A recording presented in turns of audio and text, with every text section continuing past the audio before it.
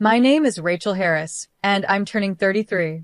I live with my husband Adam, who is 3 years older than me, and our 7-year-old son, Peter. We're a family of 3. Today, I'm going to a friend's wedding with my husband. Even though I call them friends, they're more like Adam's friends, and I only recognize them by face. The wedding is at a fancy hotel, and I'm amazed by how luxurious it is. While Adam greeted people he knew, I stepped away to use the restroom. As I was walking back to the ceremony, I heard a rude voice say, "Oh, look at that defective person. Why are they even here?" I thought, what? Who are they talking about? It felt like the people nearby were saying mean things on purpose, loud enough for me to hear. It wasn't just gossip, it was clearly offensive. But no one spoke directly to me. I didn't want to deal with such rude behavior, so I walked away. Suddenly, I heard someone shout, "Hey, ugly, can't you hear me?" I ignored it and kept walking. My name isn't ugly, and I wasn't going to let them bother me. But then, I heard quick footsteps behind me. Before I knew it, someone grabbed my arm tightly and it hurt. "Wait a minute. I'm talking to you," a woman shouted. I looked at her and pulled my arm away. She stumbled backward, acting all dramatic. Another woman rushed over to help her, giving me a dirty look. "Lauren, are you okay? Why are you being so rough?" she asked, glaring at me. What's going on? Who are you?" I asked, confused. She snapped back. "Who am I? You really don't remember me, do you? How rude." When I asked that, she raised her eyebrows, surprised. "Huh? What are you talking about? Do you really think you have the right to act like this, with just a high school diploma? If you've forgotten, let me remind you I'm your sister, Lauren. Does that name ring a bell? And this is our mother.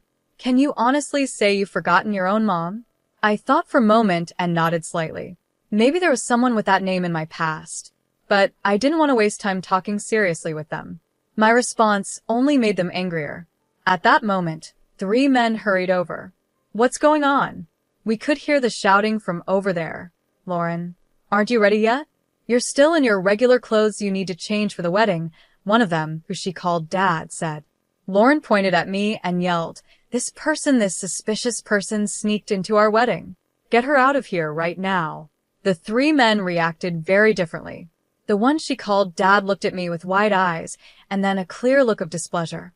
The other man, Noah, froze in shock, his face turning pale. "Why is Rachel here on such a happy day?" Noah asked, his voice unsteady. "She must have snuck in by mistake. It's unbearable. Someone call security." "Wait, watch what you're saying," Noah quickly added, his face still pale. "This person is—" While the man called Dad agreed with Lauren, Noah tried to intervene. I muttered under my breath, "You really know nothing," but no one heard me. Just then, Adam appeared. "Rachel, there you are. I've been looking for you." Everyone turned to him. I smiled slightly and said, "Sorry, I got caught up with some strange people on my way back." I moved closer to Adam. He quickly assessed the situation, understanding it right away. Lauren's face changed when she saw me standing next to Adam, glaring at me with anger. Her parents still looked confused, not fully understanding what was happening. Noah was flustered and was the first to speak. "Mr. Harris, I apologize. My wife said something inappropriate. I'm really sorry to your wife, too." "Come on, Lauren. You should apologize as well," Noah said. "Why should I apologize?" Lauren shot back, pointing at me again.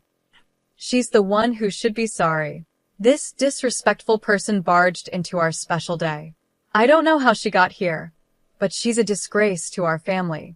We should have cut ties with her a long time ago and never seen her again." "Wait, family?" Noah looked shocked, glancing between me and Lauren. Just then, the 3 people called Dad and Mom stepped in. "Oh, Noah, we're so sorry. We have a difficult eldest daughter. It's embarrassing to even talk about her. We've managed to keep it a secret all this time. We kicked her out of the house 10 years ago. How did she even find out about Lauren's wedding? What does she want by coming here uninvited? She's not trying to ruin the wedding, is she?" Mom continued. "Actually, Noah, she's not very bright. She only finished high school and couldn't get into college. After that, She just wasted time doing part-time jobs, staying at home, and being a burden. She was like a parasite. She should be thankful we supported her through high school. So, why did she sneak into the weddings? Even though they treated me badly, I had cut ties with them a long time ago and didn't care about their insults. These people were, technically, my family, at least on paper. But my parents had always favored my younger sister, who was 7 years younger than me, and had ignored me for as long as I could remember. My father's family had been doctors for generations, and our home was also a clinic. My mother worked there as a nurse. To outsiders, our family probably looked like we had everything we needed. But in reality, it was a toxic home. I remember trying hard to win my parents' love when I was young, but I eventually gave up because their favoritism towards my sister made no sense to me. She was seen as attractive and I was not. Luckily, though it might sound strange, I was smart and did well in school. So I focused on my studies, aiming to leave home as soon as I could. Back then, I felt like I was just playing the part of the defective older sister in the family. I won't allow you to go to university. You're a defect by nature, and there's no way you could get in. Start working right after high school, become independent, and contribute financially to the house. You should be grateful we even raised someone as unattractive as you. You owe us for that. As for college expenses, we'll consider it for Lauren, but there's not a single cent for you. You'll spend your life serving us. Even if you get a job, it won't be anything important. This is what my parents told me during my senior year of high school. I actually recorded that conversation, along with many other times they verbally abused me or acted irrationally, and I still have those recordings today. My sister, Lauren, also treated me poorly, following our parents' example. She would often mock me, trying to prove she was better. I'm going to become a doctor and take over Dad's job in the future. I'll work hard enough for both of us, since my big sister can't. Oh, that's wonderful.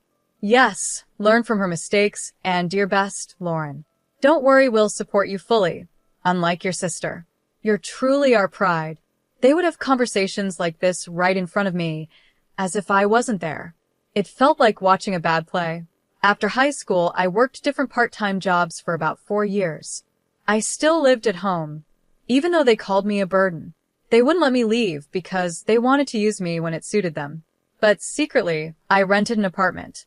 Even though my family kept saying, "We won't forgive you if you do this," or "We won't allow that," I realized after turning 16 that I didn't need their permission anymore.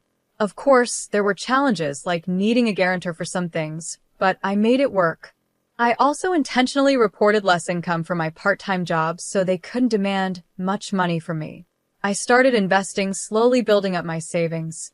When Lauren was preparing for her high school entrance exams, she claimed she couldn't concentrate with me around, and I was kicked out of the house.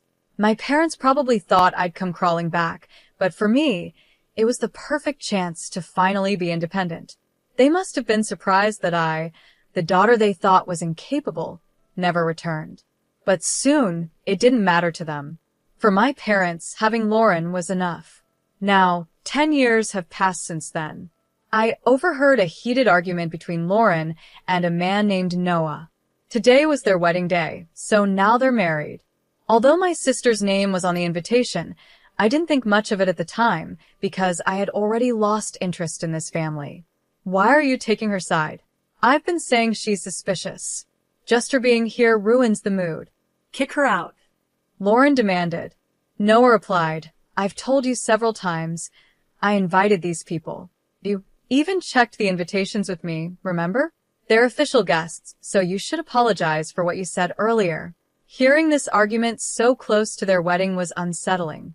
Just then, my father suddenly looked surprised and said, Wait, isn't he the son of the head of Harris General Hospital? My mother was equally surprised. Harris General Hospital? The famous one? He's the son of the head doctors, Lauren added, shocked. In the middle of their stares, Adam introduced himself with a smile. Nice to meet you. I'm Adam Harris, and this is my wife, Rachel. Adam's parents are well-known doctors who have managed a hospital for years, and Adam is being trained to follow in their footsteps. Hearing this, my parents were amazed. Noah then spoke up. It's unbelievable, but to think that Dr. Harris's wife is my wife's sister, what a coincidence. That means we're related now. Unable to hide his surprise, Noah apologized. Dr. Harris, I'm sorry if my son has caused any trouble in the past. Before he could say more, I cut him off. My sister's husband, Noah Schnapp, is a doctor and works at a university hospital. I took my son to see him recently because he wasn't feeling well, but that's all. Adam has many connections with doctors, and it seems Noah respects Adam a lot. Noah then asked, how's our feeling now? Based on my diagnosis, he should start treatment right away. I suggest you take him to my hospital for tests and hospitalization. Although Noah was kind in his offer, I replied, actually, we've decided to get a second opinion from another doctor. It's important to be sure. Noah looked surprised by my response. I sensed that he wanted to treat my son as a special case, but I was uncomfortable with the idea of my child being seen as just another opportunity for profit. I politely declined his offer with a smile, but suddenly, a mocking laugh echoed through the room. Why are you acting like that? Are you trying to make up for being a high school graduate by marrying a doctor? You think marrying the heir of a big hospital makes you better? You're still the same. Your education hasn't changed, and you think too simply. You actually have a child? Poor kid. With you as his mother, Lauren sneered. Hey, Lauren, please stop. We're family. Why do you keep saying such things? Noah tried to calm her down, but Lauren glared at him, standing firm in her opinion. Then Adam spoke. Rachel, are these people really your family? He asked with doubt. No, I replied. They can't be called family anymore. A real family wouldn't suddenly scold you for no reason, or refuse to feed you just because you spilled a little food. They wouldn't give me old, second-hand clothes they found in a dumpster while laughing and comparing them to the fancy clothes they gave my sister. They wouldn't throw away my school materials, saying I'm too stupid to need them, or ruin my textbooks by soaking them in water. I continued, a real family wouldn't strip you naked in the winter for not lending a book to your sister, or lock you in a hot shed in the summer. They wouldn't sell your belongings behind your back or tell you directly that you're expected to work for them for life. People in town noticed the unfair way the clinic treated us and suspected abuse. It's no surprise no one takes their kids to their clinic anymore. It's amazing no one reported it when we were younger. Now their business is failing, and they don't even realize it's their fault. As I calmly revealed the cruel things from my past, Noah looked shocked. My parents were equally stunned when they realized I knew about the clinic's financial struggles since I left. My in-laws had discovered this information while investigating, deeply sympathizing with what I went through. Adam felt the same and had looked into my parents' clinic, possibly as a form of justice. Lauren interrupted, shouting, Stop it. Stop lying. We didn't do any of that. It's your fault for being a failure. Noah, don't believe her. But it was too late. Noah looked at her with disdain. I thought to myself, none of this would have happened if she had just ignored me and walked away back then. But then Noah spoke up. No, actually, it's you who's lying. Me? Lying about what? Lauren responded in disbelief. That Mrs. Harris only graduated high school. She has a college degree, is a successful businesswoman, and the CEO of a company that provides food for hospitals, including ours, Noah explained. CEO, my sister gasped in shock, staring at me like she couldn't believe it. My parents looked just as surprised. Stop lying. She's just a high school graduate. Are you saying she went to college behind our backs without us knowing? My mother accused. Yes, I did go to college, I replied calmly. I was already an adult, and I didn't need to tell strangers who aren't my family. What are you saying? How can you speak to your parents like that? We didn't give you permission to go to college, my father shouted. Why would I need your permission? I replied calmly, and they couldn't hide their anger. After high school, I worked various jobs and saved a good amount of money. I used that money to pay for college because there was still so much I wanted to learn and achieve. Living on my own gave me freedom, and I proved I could do anything. While in college, I started my own business. That's also when I met my husband. Looking back, it fills me with a lot of emotion. Meanwhile, my sister mumbled to herself, her face pale. I can't believe it. I always thought she was the useless sister who couldn't do anything on her own, that she would be nothing after being kicked out. But she graduated from college, became a CEO, and married the heir of a major hospital. Why? I thought I would be the successful one. Why is she more successful than me? Why does she look happy? Why indeed? I replied. Maybe it's because, despite being treated unfairly, I never gave up and kept working hard. Maybe luck helped a little too. I looked at my sister firmly, then revealed something shocking. By the way, I heard you dropped out of middle school. Is that true? This revelation left everyone, including my parents and Noah, completely stunned. What? What are you talking about? Who dropped out of middle school? My sister snapped back, though I admired her attempt to deny it. I heard from a distant relative, someone who has always been kind to us. I continued. When I left home, you thought you could easily get into a top school without studying. You went into the exam unprepared and ended up writing almost nothing, which led to you failing as expected. After that, you started acting out at home and shut yourself away for a long time. You only came back into society when our parents introduced Noah as a suitable husband for you, I explained. As I spoke, Noah's face grew more serious, while my parents and sister turned pale. The information came from a distant cousin on my father's side, who is known for being good at gathering details. Though we only met a few times when I was a child, he looked after me and even acted as my guarantor. You're lying. What are you talking about? My sister protested, trembling. But I continued. Actually, the claim that you work in medical administration is also false, isn't it? In reality, you don't have the qualifications and you're only doing basic tasks, not handling any real responsibilities. At least some professional ethics are being followed. Stop it. You're lying. All of it is false, she cried out. Maybe, I replied calmly. What I heard was just a rumor. Whether you believe it or not is up to you. At that, my sister quickly turned to Noah, studying his face. He looked doubtful, confused, and clearly disappointed. Lauren, you told us you graduated from a prestigious women's university, had qualifications, and were helping with your family's hospital. Was that all a lie? Falsifying your academic background is fraud. Have you deceived me? Noah asked her directly. No, Noah. Don't just believe her. You're my husband, you should trust me, she pleaded. Then name even one professor from the university you claim to have graduated from. He challenged her. Flustered, my sister struggled to respond. That's not important right now. Really?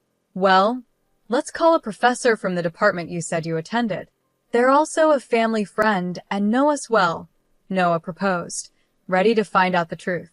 As he said this, Noah calmly picked up his phone. Please stop. That's not necessary, Noah, she pleaded, panicking. You trust me. That's enough. Lauren suddenly snatched Noah's phone from his hand and slammed it onto the floor. There's no need to check, just believe me, she shouted. Fueled by anger, she stomped on the phone with her high heels over and over, completely destroying it. Her face twisted in rage, almost like a monster, shocking Noah and everyone around. My parents tried to calm her down, but her anger wouldn't subside. The scene caught the attention of other guests and staff, who gathered around, concerned. The venue turned chaotic with the sudden outburst. Even though I was there, it felt like I was watching from a distance. I no longer felt any connection to my sister or my parents. My family now was just my husband and son. Shall we go home? I think we've done our part here, I said to Adam. He looked a little surprised and asked, Are we leaving already, Rachel? I smiled calmly. It's okay, let's go. Oh, and let's stop by the cake shop in this hotel and get some cake. I heard there's one that's really popular right now. Adam smiled and agreed. That sounds like a good idea. Let's pick up a cake on the way home. We left the venue with a light laugh. Later, I heard that Noah got involved in a lawsuit for giving false diagnoses and overcharging patients. After that, my former parents, facing serious financial trouble, tried to reach out to me for help. Not knowing how to contact me, they showed up at the hospital where Adam works, hoping to see us. She's the daughter-in-law of the hospital heir. She's our daughter. Let us see her right away. Contacting the son of the hospital director will solve our problem. We're in big trouble, and we need her help. After all, we raised her, so it's only natural for her to support us, they loudly proclaimed at the reception, causing a scene. But it wasn't Adam or me who responded, it was my parents-in-law. With a firm look, they asked, "What business do you have with our daughter?" My parents, clearly unsettled, froze and quickly left the hospital. They tried to reach out several times after that, but they never focused on fixing their own problems. Eventually, their hospital had to close down. When I heard about the closure of my parents' hospital, I didn't feel much emotion. Instead, I felt a sense of relief, like they were finally facing the consequences of their actions. It was one of the most refreshing moments for me. Later, I learned that Lauren and Noah had divorced. I was surprised their marriage had even lasted a few months. The lawsuit Noah was involved in, along with his dismissal from the hospital, must have seriously damaged their relationship. Lauren always seemed determined to outdo me and find greater happiness, but she kept making bad decisions. Her first mistake was starting an affair with an older, married doctor, thinking it would help her gain a better position. But when the affair was discovered, the doctor's wife demanded compensation, and it became a big issue. Desperate, Lauren turned to our parents for help, but they disowned her, calling her a disgrace to the family. I don't know what happened to her after that, but she had struggled since failing her high school entrance exams and had spent a long time isolated at home. She ended up working in shady places, facing many hardships that affected her health, and eventually left her homeless. Hearing these stories made me lose interest in her completely. Meanwhile, my former parents, now nearing retirement, are struggling to find jobs as doctors or nurses. No hospital will hire them because of their bad reputation, which likely stems from how they treated me and others in the past. They're just people from my past now, and I no longer think about them. As for my son, I'm happy to say that after being checked at another medical facility, he no longer needs to be hospitalized, and his condition has improved greatly with the right medication. I'll continue to do everything I can to protect my family,